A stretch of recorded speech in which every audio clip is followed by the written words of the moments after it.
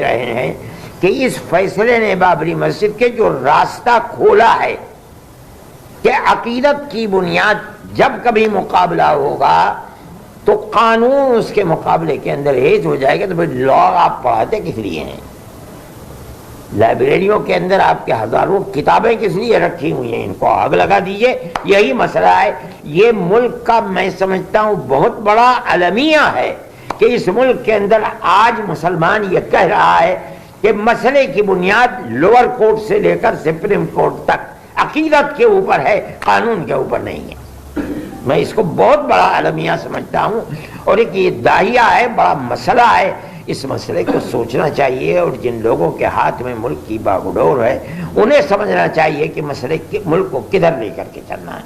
मैं इससे ज्यादा अपने अफसोस का कोई हिंदुस्तान का कॉन्स्टिट्यूशन जो है वो कुछ और कहता है। अब मुझे बताने की जरूरत नहीं, आप सभी को मालूम है भाई जजमेंट क्या है, बाबरी मस्जिद का जजमेंट क्या है कि भाई वहां कोई मंदिर नहीं था, मंदिर को तोड़ा नहीं गया, मूर्तियां प्रकट नहीं हुई, वो सारी चीजें आपके सामने है, मुझे बताने की जरूरत नहीं, आम है वो।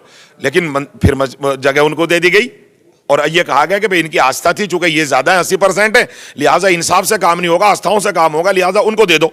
दे दिया, मुसलमान खामोश रहा। मौलाना अरशद मदनी ही थे जिन्होंने माहौल बनाया था कि भाई आप सुप्रीम कोर्ट का जो है हम भरोसा करते हैं, इसकी बात को माना जाएगा। माना, मुसलमानों ने खामोश रहे, उन्होंने झट से ज्ञानवापी भी दे दिया और झट से जो है यूनिफॉर्म सिविल कोड भी ला दिया। आखिर कब तक चुप रहेगा मुसलमान और कब तक दबा रहेगा? मुसलमानों में हजरत मौलाना अरशद मदनी साहब जो जमीयत उलमा के कौमी सदर हैं, उन्होंने बड़े दुख के साथ, गहरे सदमे के साथ ये बात कही है कि मेरे बाप ने, मेरे भाई ने 10-10, 12-12 साल जेल काटी हैं, उनके वालिद फ्रीडम फाइटर हैं और सालारे काफिला हैं, उन्होंने हिंदुस्तान को गांधी जी के साथ मिलकर आजाद करवाया है और बड़े बड़े उलमाओं की और मुसलमानों की गर्दनें नपी हैं। आज हिंदुस्तान जो उनके कब्जे में जो चाहते हैं वो जबरन थोप देते हैं।